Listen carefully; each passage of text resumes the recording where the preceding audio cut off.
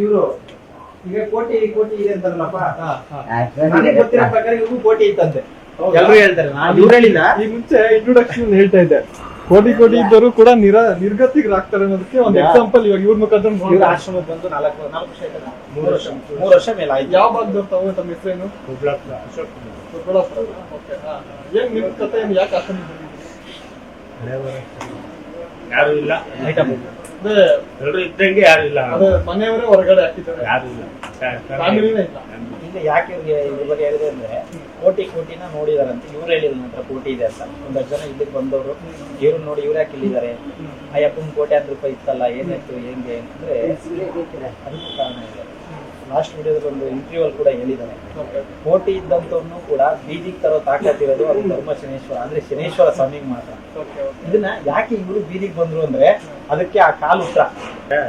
ಎನ್ನಾಳಲ್ಲಿ ಕಲ್ಯಾಣ ಸ್ನಾನ ಮಾಡಿದ್ಮೇಲೆ ಶನೇಶ್ವರಿಗೆ ಸಂಸ್ಕೃತ ಮಾತಾಡ್ತಾರೆ, ಬಿಡ್ತೀನಿ.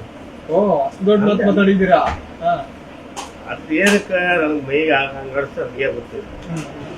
ಅದೇ ಕಾಲಿಗೆ ಚಿನ್ನ ಸಿಕ್ತು, ಅಲ್ಲಲ್ಲ ಅದಿದ್ದಷ್ಟು ಚಿನ್ನ ಸಿಕ್ತು, ಗರ್ಭಗುಡಿ ದೇವ್ರ ಮುಂದೆನೆ ಚಿನ್ನ ಸಿಕ್ತು. ಅದು ತಗೊಂಬಂದು ಒಂದು ಅರ್ಧ ದಾನ ಮಾಡಿದೆ, ಅರ್ಧ ಬಳಸ್ಬಿಟ್ಟು ಅವತ್ತಿನ ಜೀವನ ಪೂರ್ತಿ 1 ಮೆಟ್ಲು ಹಾಕ್ತೀನಿ, 3 ಮೆಟ್ಲು ಹಾಕ್ತೀನಿ.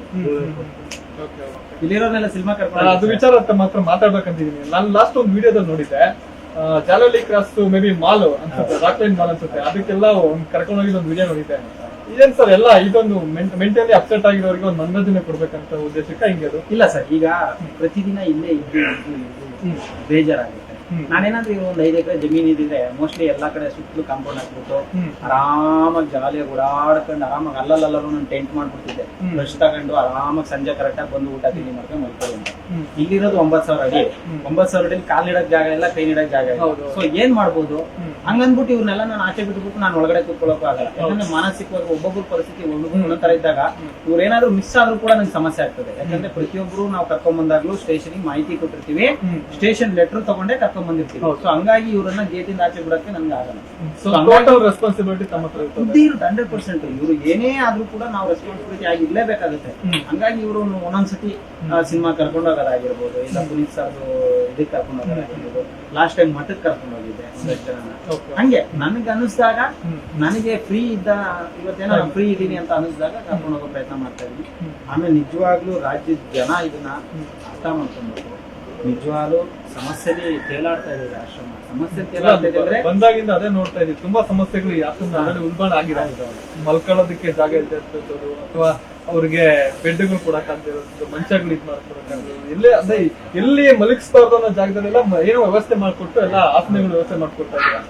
ಸೊ ಇದು ನನ್ಗೆ ಅನ್ಸುತ್ತೆ, ಇದು ಈ ಒಂದು ಸಮಸ್ಯೆ ಬೇಗ ಪರಿಹಾರ ಆಗ್ಬೇಕು ಅಂತ ಹೇಳಿ.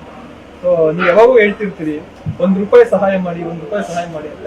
ಬಹುಶಃ ರಾಜ್ಯದ ಜನತೆ ಯೋಗೇಶ್ ಅವರ ಈ ಒಂದು ಕಷ್ಟ ನೋಡ್ಬಿಟ್ಟು ಆದಷ್ಟು ಬೇಗ ಸ್ಪಂದಿಸ್ಬೇಕು ಅಂತ ಹೇಳ್ಬಿಟ್ಟು ನಮ್ಮ ಮಾಧ್ಯಮದ ಮುಖಾಂತರ ಕೇಳ್ಕೊತಾ ಇದ್ದೀನಿ. ವೀಕ್ಷಕರೇ, ಸಾಕಷ್ಟು ಸಮಸ್ಯೆಗಳು ಇಲ್ಲಿ ನೋಡ್ತಾ ಇದ್ದೀನಿ. ಅಂದ್ರೆ ಒಂಥರ ಕರಡು ಕಿತ್ತು ಬರುವಂತ ಒಂದು ಸನ್ನಿವೇಶಗಳು ಕೂಡ ಇಲ್ಲಿ ಕಾಣಿಸ್ತಾ ಇದಾರೆ. ಆ ಒಂದು ಪರಿಹಾರನ ತಾವು ಎಷ್ಟು ದಿನ ಹೆಂಗೆ ಯೋಗೇಶ್ ಅವರು ಸಪೋರ್ಟ್ ಮಾಡಿದ್ರಿ, ಅದೇ ರೀತಿ ಇನ್ ಸ್ವಲ್ಪ ಹೆಚ್ಚಿನದಾಗಿ ಸ್ವಲ್ಪ ಸಪೋರ್ಟ್ ಮಾಡಿದ್ರೆ ಈ ಒಂದು ಪ್ರಾಬ್ಲಮ್ ಸಾಲ್ವ್ ಮಾಡ್ಕೋತಾರೆ ಅನ್ನೋದೊಂದು ನಮ್ಮ ಒಂದು ಅನಿಸಿಕೆ. ಎಲ್ರು ಆರಾಮಾಗಿದಾರ? ಇಲ್ಲಿ 24 ಅವರ್ಸ್ ರನ್ನವರ್ ಇದ್ದಾಗ ಒಂದು 24 ಅವರ್ಸ್ ಕೆಲಸ ಮಾಡ್ತಾರೆ. ರಾತ್ರಿ 12 ಗಂಟೆ 3 ಗಂಟೆ ನೀವು ಯಾರನ್ನ ಕಳಿಸಿ ಅವಾಗ ಎದ್ದು ವೆಲ್ಕಮ್ ಮಾಡ್ತಾರೆ, ಊಟ ಇರ್ತಾರೆ. ಅಷ್ಟು ಹಾರ್ಡ್ ವರ್ಕ್ ಕೆಲಸ ಮಾಡ್ತಾ ಇದ್ದಾರೆ. ನಾನು ಇವತ್ತವರೆಗೂ ಮೇಬಿ ತುಂಬಾ ಕಮ್ಮಿ ಸರ್. ಇವ್ರಿಗಿಂತ ಮುಂಚೆ ಟಿಫನ್ ಮಾಡೋದಾಗಿರ್ಲಿ, ಊಟ ಮಾಡೋದಾಗಿರ್ಲಿ ಮೇಬಿ ತುಂಬಾ ಕಮ್ಮಿ ಸರ್. ರೇರು ಏನೋ ಎಮರ್ಜೆನ್ಸಿ ಹೋಗ್ಲೇಬೇಕಾಗಿದೆ, ಎಲ್ಲ ಹೋಗ್ತಾ ಇದ್ದೀನಿ ಅರ್ಜೆಂಟ್ ಅಂದಾಗ ಮಾತ್ರ ಏನೋ ಬೇಗ ಟಿಫನ್ ಮಾಡಿರ್ಬೋದು. ಬಿಟ್ರೆ 99% ನಾನು ಎಲ್ರಿಗೂ ಊಟ ಆದ್ಮೇಲೆ, ಎಲ್ರಿಗೂ ತಿಂಡಿ ಆದ್ಮೇಲೆ, ಎಲ್ರು ಮಲಗೋದ ಮೇಲೆನೆ ಮಲಗೋದು. ನಾನು ದಿನ ಮಲಗೋದು ಕನಿಷ್ಠ ಪಕ್ಷ ಹೆಂಗೆ ನಾನು ಒದ್ದಾಡಿದ್ರು ನಮ್ದೆಲ್ಲ ಫೇಸ್ಬುಕ್ ಇದೆಲ್ಲ ಅಪ್ಡೇಟ್ ಮಾಡಿ, ಜೊತೆಗೆ ನಾನು ಕೆಲಸ ಎಲ್ಲ ನೋಡ್ಕೊಂಡು ಇಲ್ಲಿ ವಾಸ್ತವ ಎಲ್ಲ ನೋಡ್ಕೊಂಡು ಮಲಗೋದು ರಾತ್ರಿ 12 ಗಂಟೆ ಮೇಲೆ ಹೊರತು 12 ಗಂಟೆ ಒಳಗೆ ಯಾವತ್ತೂ ನಾನು ಮೋಸ್ಟ್ಲಿ ಜಾಗ ಏನೋ ಬಿಟ್ಟಿದ್ರೆ ಏನೋ ಒಂದು ಕಾರಣಕ್ಕೆ ಅನ್ಸುತ್ತೆ. ಇವಾಗ ಇದನ್ನ ಫಿಲ್ ಅಪ್ ಮಾಡ್ಬಿಟ್ಟಿಲ್ಲ, ಮತ್ತೆ ಲೈಟ್ ಪ್ರಾಬ್ಲಮ್ ಕೂಡ ಇದೆ. ಓಡಾಡಕ್ಕೆ ಮಾಡ್ಕೊಂಡಿದ್ವಿ ಸರ್ ನಾವು. ಓಡಾಡ್ಬೇಕಲ್ಲ ರೂಮ್ಗಳಿದೆಯಲ್ಲ, ಇಲ್ಲಿ ಜಾಗಗಳು ಇಲ್ಲದೆ ಇರೋದ್ರಿಂದ, ಮನೆಗಳ ವ್ಯವಸ್ಥೆಗಳು ಇಲ್ಲದೆ ಇರೋದ್ರಿಂದ ನೋಡಿ ಈ ಜಾಗ ಇದೆಯಣ್ಣ ಇಲ್ಲಿ ದಿನಕ್ಕೆ ಎಷ್ಟು ಜನ ಬರ್ತಾರೆ ವಾಪಸ್ ಯಾರನ್ನಾರ ಕಳಿಸ್ತೀವ ಆದ್ರೆ ಒಂದ್ಸತಿ ಹೇಳ್ತೀನಿ ಸರ್, ನಮ್ಮಲ್ಲಿ ಅನಾಥರಿಗೆ ಮಾತ್ರ ತಂದೆ ತಾಯಿನ ಕರ್ಕೊಂಡ್ ಬಿಡ್ತೀವಿ ಅಂತ ನಾವು ರೆಸ್ಪೆಕ್ಟ್ ಮಾಡಲ್ಲ, ಗೌರವನು ಕೊಡಲ್ಲ. ಇವರು ಹುಣಸೂರು ನಂಜನಗೂಡ ನೀವ್ ಅನ್ಬೋದು ಈ ಅಪ್ಪಂಗೇನ್ರಿ ಯಾಕೆ ಮಾಡಿಕೊಂಡಿದ್ದಾರೆ ಗಟ್ಟಿ ಮುಟ್ಟಾಗಿದ್ದಾನೆ ಅಂತ ಹೇಳ್ಬಿಟ್ಟು ನೋಡ್ತಾರೆ ಗೊತ್ತಾಗ್ತದೆ. ಏನ್ ಕತೆ ನಿಮ್ದು? ಕೆಲಸ ಮಾಡೋದಕ್ಕಾಗಲ್ಲ, ವೀಕ್ನೆಸ್, ಸೊಂಟದಿಂದ ಕೆಳಗೆ ವೀಕ್ನೆಸ್, ಯಾರು ಕೆಲಸ ಕೊಡಲ್ಲ, ಜಾಸ್ತಿ ಹೊತ್ತು ನಿಂತ್ಕೊಂಡ್ರೆ ಅವ್ರಿಗೆ ಆಗಲ್ಲ, ಸಂಬಂಧಿಕರು ಯಾರು ನೋಡಲ್ಲ. ನಿಮ್ಗೆ ಎಲ್ಲ ಫ್ಯಾಮಿಲಿ ಎಲ್ಲ ಇದೆಯಾ ಊರಲ್ಲಿ?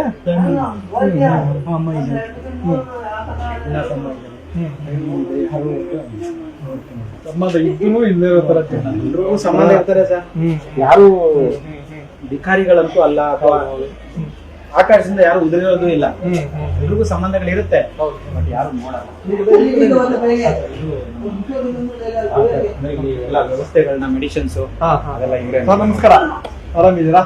ಅಂದ್ರೆ ಇಲ್ಲಿ ಆಶ್ರಮದಲ್ಲಿ ಯಾರೇ ಸಮಸ್ಯೆ ಇದ್ರು ಇವರೇ ನೋಡ್ತಾರೆ. ನಮ್ಮ ಸೇವೆಗಿಂತನೂ ನಮ್ಮ ಬೆನ್ನಿಂದೆ ನಿಂತಿರುವಂತ ಇವ್ರು ಸೇವೆ ದೊಡ್ಡದು. ಯಾಕಂದ್ರೆ ಬರೀ ಊಟನ ನಾನು ಹೊಂಚ್ಕೊಂಡ್ ಬರ್ಬೋದು, ಅಡಿಗೆ ಮಾಡಕ್ಕೂ ನಮ್ಮ ಅತ್ತೆಯವರು ಇದಾರೆ, ನಮ್ಮ ಅಪ್ಪ ಇದಾರೆ, ನಮ್ಮ ಅಮ್ಮ ಇದಾರೆ, ಎಲ್ಲ ನೋಡ್ಕೊಂತಾರೆ. ಇವ್ರ ಸಹಕಾರ ಇಲ್ಲ ಅಂದ್ರೂ ನಾನು ನೋಡ್ಕೊಳಕ್ ಆಗಲ್ಲ. ಯಾಕೆಂದ್ರೆ ಎಲ್ಲರಿಗೂ ಮೆಡಿಸಿನ್ಸ್, ಟೈಮ್ ಯಾವ ಮಾತ್ರೆ ಕೊಡ್ಬೇಕು, ಹೆಂಗ್ ನೋಡ್ಕೊಬೇಕು, ಎಲ್ಲಿ ಹುಷಾರಿಲ್ಲ, ಯಾವ ಹಾಸ್ಪಿಟ್ಲ್ ಕರ್ಕೊಂಡು ಎಲ್ಲವನ್ನ ಇವ್ರು ನಾನು ಇಲ್ಲ ಅಂದ್ರೂ ನೋಡ್ಕೊಳ್ತಾರೆ. ಈ ಆಶ್ರಮಕ್ಕೆ ಒಂಥರ ಮೇನ್ ಪಿಲ್ಲರ್ ತಂದೆ ತರನೇ ಅಂತ ಹೇಳ್ಬೋದು ನಾನು. ಯಾಕಂದ್ರೆ ನಾವು ಸುಮ್ನೆ ಹೇಳಕ್ ಹೋಗಲ್ಲ ಸರ್, ಇವರು ಕಷ್ಟದಲ್ಲೇ ಬಂದಿದ್ದು, ನಿಜವಾಗ್ಲೂ ತುಂಬಾ ಕಷ್ಟದ ಪರಿಸ್ಥಿತಿಲಿ ಇದ್ರು. ಬಂದ ಮೇಲೆ ಇವ್ರ ಸೇವೆ ಇದೆಯಲ್ಲ, ಈ ಸಂಸ್ಥೆ ಎಷ್ಟು ವರ್ಷ ಇರುತ್ತೋ ಅಷ್ಟು ವರ್ಷದವರೆಗೂ ಇವ್ರ ಸೇವೆನೂ ಹಂಗೆ ಇರುತ್ತೆ. ಬಹಳ ಹಾರ್ಡ್ ವರ್ಕರ್. ನಮ್ದೆಲ್ಲಾ ಆಶ್ರಮದಲ್ಲಿರ್ತಕ್ಕಂಥ ಪೇಷಂಟ್ ಗಳನ್ನ ಗಂಡ ಹೆಂಡತಿ ಇಬ್ರು ನೋಡ್ತಾರೆ. ಧನ್ಯವಾದಗಳು ಸರ್. ಯೋಗೇಶ್ ಸರ್ ಜೊತೆಲಿ ಪಿಲ್ಲರ್ ತರ ನಿಂತಿದ್ದೀರಾ. Thank you. ಕೇರ್ಪುರಂ ಮಾರ್ಕೆಟ್ ಅಲ್ಲಿ. ಸೊ ಅವರು ನಮ್ಗೆ ಪ್ರತಿ ವಾರ ಅಥವಾ ತಿಂಗಳಲ್ಲಿ 2-3 ಸತಿ, ಬರೀ ಚಿಕ್ಕಣ್ಣ ಅಷ್ಟೇ ಅಲ್ಲ, ಕೇರ್ಪುರಂ ಅಲ್ಲಿ ಇರ್ತಕ್ಕಂಥ ಸಂತೆ ಮಕ್ಕಳು ಅಂತ ಹೇಳ್ಬೋದು ನಾವು. ಕೇರ್ಪುರಂ ಅಲ್ಲಿರೋ ಎಲ್ಲಾ ಸಂತೆ ಮಕ್ಕಳು ಸೇರಿ ಇಲ್ಲಿಗೆ ತರಕಾರಿಯನ್ನ ಕಳಿಸ್ಕೊಡ್ತಾರೆ. ನಿಮ್ಗೆ ಇನ್ನೊಂದು ವಿಷಯ ಗೊತ್ತಾ ಸರ್, ಇಲ್ಲಿ ಸ್ವಾಮಿಯ 3 ಅಡಿ ವಿಗ್ರಹ ಏನ್ ಪ್ರತಿಷ್ಠಾಪನೆ ಆಗಿದೆಯಲ್ಲ, ಕಲ್ಲಿನ ವಿಗ್ರಹ, ಕೇರ್ಪುರಂ ಮಾರ್ಕೆಟ್ ಅಲ್ಲಿ ಭಿಕ್ಷೆ ಬೇಡಿ ಮಾಡಿಸಿರುವಂತ ವಿಗ್ರಹ. ಅದಕ್ಕೆ ನಿಮ್ಗೆ ರಾ ಫುಟೇಜಸ್ ಕೊಡ್ತೀನಿ ನಾನು. ಕೇರ್ಪುರಂ ಅಂತೀನಿ ಸಾರಿ, ಕೇರ್ಪುರಂ ಮಾರ್ಕೆಟ್ ಅಲ್ಲಿ ನಾವು 1 ರೂಪಾಯಿ ಭಿಕ್ಷೆ ಬೇಡಿ ಏನು 3 ಅಡಿ ವಿಗ್ರಹ ಇದೆಯಲ್ಲ ಅದನ್ನ ನಾವು ಮಾಡಿಸಿರೋದು. ಸೊ ಅಲ್ಲಿರ್ತಕ್ಕಂಥ ಆಶೀರ್ವಾದ, ಭಗವಂತ ನಿರ್ಣಯನೂ ಅದೇ ಆಗಿದೆ ಅನ್ಸುತ್ತೆ. ಈಗ ಪ್ರತಿ ವಾರ ಪ್ರತಿ ತಿಂಗಳು ಕೇರ್ಪುರಂ ಮಾರ್ಕೆಟ್ ಇಂದನೇ ನಮ್ಗೆ ತರಕಾರಿ ಬರ್ಬೇಕು. ಇದು ಯಾವ ತರ ಅಂದ್ರೆ ಅದೇ ಪವಾಡ ಅಂತ. ಸ್ವಾಮಿ ಎಲ್ಲಿಂದ ಎಲ್ಲೆಲ್ಲಿಗೆ ನಿಮಗೆ ಲಿಂಕ್ ಕೊಟ್ಬಿಟ್ಟು ಯಾವ ತರ ಮೂವ್ಮೆಂಟ್ ಮಾಡಿಸ್ತಾ ಇದ್ದಾರೆ. ನಮ್ಮ ಆಶ್ರಮ ಹೆಚ್ಚು ಕಮ್ಮಿ ಈಗ 1.5-2 ವರ್ಷದಿಂದಲೇ ಕೇರ್ಪುರಂ ಮಾರ್ಕೆಟ್ ಇಂದಾನೆ ನಮ್ಗೆ ತರಕಾರಿಯನ್ನ ಅವರು ಉಚಿತವಾಗಿ ಅಲ್ಲಿರ್ತಕ್ಕಂಥ ಎಲ್ಲಾ ಸಂತೆ ಮಕ್ಕಳು ಸೇರಿ, ಮತ್ತೆ ನಮ್ಮ ಚಿಕ್ಕಣ್ಣ ಅವ್ರ ಸಹಕಾರ ಇದು ಸ್ವಲ್ಪ ದೊಡ್ಡದು. ಅವರು ಮೇ ಬಿ ಬಂದು ಈ ಆಶ್ರಮನ ನೋಡಿ ಇಲ್ಲಿಗೆ ಪ್ರತಿ ವಾರ ನಮ್ಮ ಕೈಲಾಗಿ ಸೇವೆ ಮಾಡ್ತೀವಿ ಅಂತ ಏನಾದ್ರು ಹೇಳ್ದೆ ಹೋಗಿದ್ರೆ ಕಷ್ಟ ಆಗ್ತಿತ್ತೇನೋ. ಹಾಗೆ ಮತ್ತೆ ಇವತ್ತೇನು ಸ್ವಾಮಿ ವಿಗ್ರಹ ಇವತ್ತೇನು ಒಂದು ಇಲ್ಲಿ ಪ್ರತಿಷ್ಠಾಪನೆ ಆಗಿದೆ, ಅದು ಕೇರ್ಪುರಂ ಮಾರ್ಕೆಟ್ ನ ಎಲ್ಲಾ ರೈತರ 1 ರೂಪಾಯಿಯಿಂದ ಆ ಸ್ವಾಮಿಯ ವಿಗ್ರಹ ಆಗಿ ಇವತ್ತು ಸೊಂಡೆಗುಪ್ಪ ಗ್ರಾಮದಲ್ಲಿ ನೆಲೆ ಊರಿರುವಂತದ್ದು. ಸೊ ಇವಾಗ ಏನ್ ನೀವು ನೋಡ್ತಾ ಇದ್ದೀರಾ ಆ ಸ್ವಾಮಿಯ ವಿಗ್ರಹ, ಇದು ನೋಡ್ಬೋದು ಕೃಷ್ಣಶಿಲೆಯಲ್ಲಿ ಮಾಡಿಸಿರುವಂತ ವಿಗ್ರಹ. ನಿಮ್ಗೆ ಅದಕ್ಕಿಂತ ಮುಂಚೆ ಒಂದು ಮಾತು ಹೇಳಿದೆ ಸರ್, ನಾನು ಮನೇಲಿ ಇಟ್ಕೊಂಡು ಪೂಜೆ ಮಾಡ್ತಾ ಇದ್ದೆ.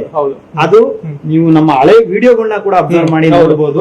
ಇದೇ ವಿಗ್ರಹವನ್ನ ನಾವು ಮನೇಲಿ ಇಟ್ಕೊಂಡು ಪ್ರತಿ 3 ವರ್ಷಗಳ ಕಾಲ ನಾವು ಮನೇಲೆ ಪೂಜೆ ಮಾಡಿ ಬಾಡಿಗೆ ಮನೆಯಲ್ಲಿ ಕುರುಬ್ರಳ್ಳಿಯಲ್ಲಿ. ನಮ್ಮ ಮನೆ ಓನರ್ನ ಕೂಡ ನೀವು ಹೋಗಿ ಕೇಳ್ಬೋದು ಇವ್ರ ಪರಿಸ್ಥಿತಿ ಹೆಂಗಿತ್ತು ಅಂತ ಪಕ್ಕ ಹೇಳ್ತಾರೆ.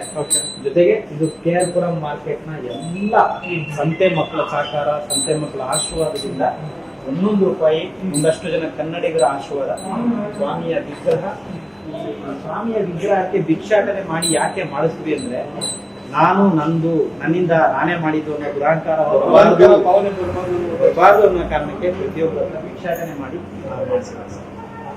ಚೆನ್ನಾಗಿದೆ. ಸ್ವಾಮಿ 2 ಕಡೆ ಇದೆ. ಇಲ್ಲಿ ಒಂದ್ ಕಡೆ ಇದು, ಅಲ್ಲಿ ದೊಡ್ಡದೊಂದು 9 ಅಡಿ. ಇದು ನೋಡ್ಬೋದು, ಇದು ಬೆಳ್ಳಿಯ ಕೌಟ, ಸ್ವಾಮಿಯ ಮುಖವಾಡ ಇರುವಂತದ್ದು. ಸೊ ಇದು ಬಂದ್ಬಿಟ್ಟು ಜನಸ್ನೇಹಿ ಬಸಪ್ಪ ಅಂತ.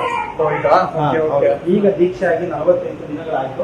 ಈಗಾಗಲೇ ಮೊನ್ನೆ ಎಲ್ಲ ಕನಕಪುರಕ್ಕೆಲ್ಲ ಪಾಕ್ ಪೂಜೆಗೆ ಹೋಗಿ ಬಂದ್ರು. ಸೊ ಕನಕಪುರಕ್ಕೆ ಹೋಗಿ ಪಾಕ್ ಪೂಜೆ ಎಲ್ಲ ಮುಗಿಸ್ಕೊಂಡು ಬಂದ್ರು. ಇವಾಗ ಈ ಕ್ಷೇತ್ರದ ಎಲ್ಲ ಆಗು ಹೋಗುಗಳನ್ನ ಇವರೇ ನೋಡ್ತಾರೆ. ಅಂದ್ರೆ ಜನಸ್ನೇಹಿಗೆ ಸಂಸ್ಥಾಪಕರು ಅಂತ.